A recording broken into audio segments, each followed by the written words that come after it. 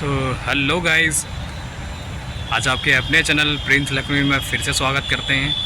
आज है मेरा 180 दिन चैलेंज का 23वां दिन और इसमें आज आपको एक बेहतरीन सीख देने वाले हैं एक स्टोरी के माध्यम से। तो बिना किसी देरी के स्टोरी पे आते हैं और स्टार्ट करते हैं, फिर लास्ट में बताएंगे, कंक्लूजन बताएंगे।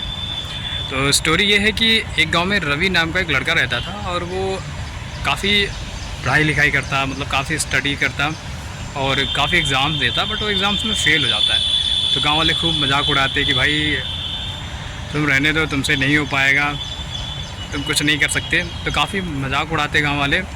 और उसने काफ़ी सारे एग्ज़ाम्स दिए थे और काफ़ी प्रयास किए थे, बट उसका कहीं भी सिलेक्शन नहीं हुआ। कहीं भी प्रयास करने के बावजूद वो कहीं भी कोई नौकरी नहीं मिली।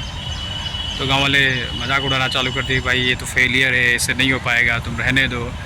तो सारी लोगों के जो बातें बोलते तो वो उसको बहुत लगती थी। तो एक दिन वो निराश होकर नदी के किनारे बैठ जाता है और काफ़ी सोचने लगता है।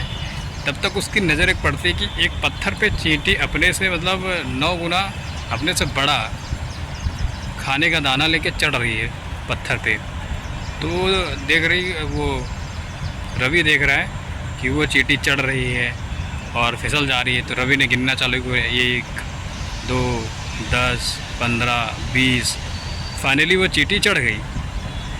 तो रवि ने सोचा कि ये इतनी छोटी चींटी ये नहीं हार मान रही है और ये चढ़ गई, मतलब ये हार नहीं मानी, तो मैं कैसे हार मान लूँ। तो फिर इस बार इसने प्रण किया कि बिल्कुल इस बार अपनी जो कमी है उस पर काम करेंगे, कमी पे काम करेंगे और तैयारी को बेहतरीन करेंगे, पिछली बार से और ज़्यादा प्रयास करेंगे। तो डेफिनेटली जो निश्चित तौर पे मेरा सिलेक्शन है वो होगा। तो रवि ने उन सब चीज़ों गलतियों पे काम करना चालू किया और प्रयास करते रहा। तो एक दिन उसका सिलेक्शन हो जाता है। अब वही गांव वाले जो मजाक उड़ाते थे अब उसकी मिसाल देने लगे कि देखिए रवि कितना अच्छा लड़का है, उसने काफ़ी मेहनत किया, उसका हुआ।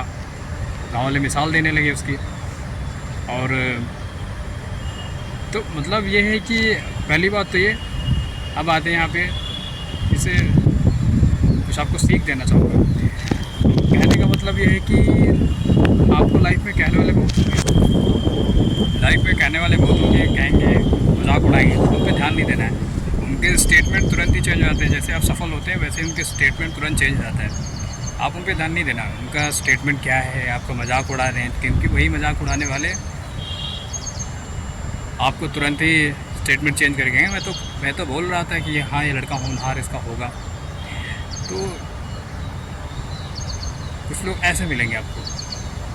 और यहाँ पे कहना है कि हार मानना गलत नहीं है, लेकिन नहीं, कहने का मतलब है कि हार जाना गलत नहीं है, हार मानना बहुत गलत है। क्योंकि असफलताएं तो लगी रहेंगी, असफलताओं से डर के हम हार मान लें तो ये गलत है। और दूसरे लोग आप पे कमेंट करते हैं, स्टेटमेंट करते हैं, उस पर बिल्कुल ध्यान नहीं देना है। उस चीज़ को इग्नोर करें, अपना जो काम कर रहे हैं उसको करते रहें। क्योंकि मैंने बताया कि जब आप सफल होते हैं तो जो लोग कमेंटबाजी करते हैं वो आपके सफलता में तालियां बजाते हैं कि अरे हाँ मैं तो कह रहा था होगा। और कहना था कि लाइफ में मुश्किल परिस्थितियां आएंगी, आपको तोड़ने की कोशिश करेंगी कि आप टूट जाएं, आपसे नहीं हो। काफ़ी सारी मुश्किल परिस्थितियां आएंगी, क्योंकि इम्तिहान उन्हीं का लिया जाता है जो रेस के घोड़ों में आपने देखा होगा, जो जाबाज घोड़ा होगा उसी को ज़्यादा दौड़ाया जाता है।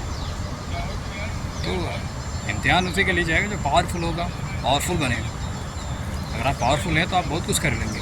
दूसरों पे ध्यान नहीं देना है, अपनी गलतियों पे काम करना है और हिम्मत नहीं हारनी। हिम्मत हार जाएंगे तो आप सब कुछ हार जाएंगे। क्योंकि बोलते हैं हिम्मत मरदे खुदा, हिम्मत बना के रखनी है। बिल्कुल आपको अराजक तत्वों पे ध्यान नहीं देना है। और लाइफ में प्रॉब्लम तो आती रहेंगी, इंसान बनाइए प्रॉब्लम से लड़ने के लिए। इंसान का लाइफ ही है संघर्ष में। अगर आप संघर्ष नहीं कर रहे हैं तो वो इंसान ही क्या जो संघर्ष नहीं कर रहा है। संघर्ष आपको करते रहना है और संघर्ष करते रहेंगे तो निश्चित तौर पे आपको सफलता मिलेगी, सफल होंगे। तो यही बताना था कि अगर रवि, और हाँ एक चीज़, जो सीख है आपको अपने ही लाइफ से सीख मिलती है, किसी से इंस्पायर होने की ज़रूरत नहीं है। आप अगर अपने आसपास देखेंगे तो आपको बहुत सारी चीज़ें मोटिवेट करने के लिए मिलेंगी। तो आपको बिल्कुल परेशान नहीं होना, सेल्फ मोटिवेटेड रहें, किसी मोटिवेशन की ज़रूरत नहीं है। तो ये बताना था आज। तब तक के लिए, आज के ब्लॉग के लिए बाय बाय। मिलते हैं अगले ब्लॉग में। जय हिंद, जय भारत। Thank you.